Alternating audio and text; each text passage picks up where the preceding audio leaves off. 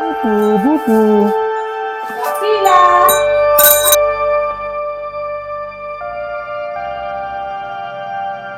या मातीच्या कुशीत, हिरव्या शेतात आणि गायींच्या शांत सानिध्यात एक वेगळीच दुनिया वसलेली आहे, जिथे शेती म्हणजे केवळ व्यवसाय नाही, ती एक जीवन पद्धती आहे, एक शाश्वत विचार आहे.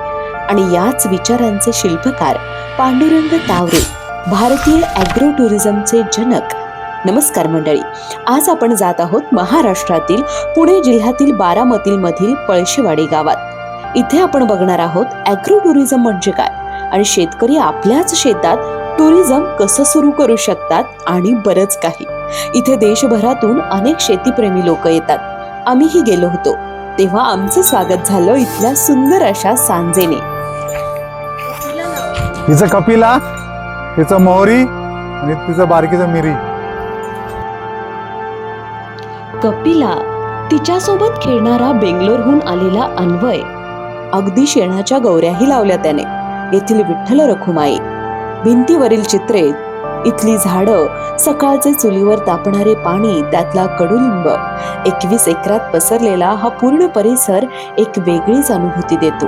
चला तर हीच अनुभूती तुम्हीही घ्या आमच्या सोबत. नमस्ते. नमस्ते. या.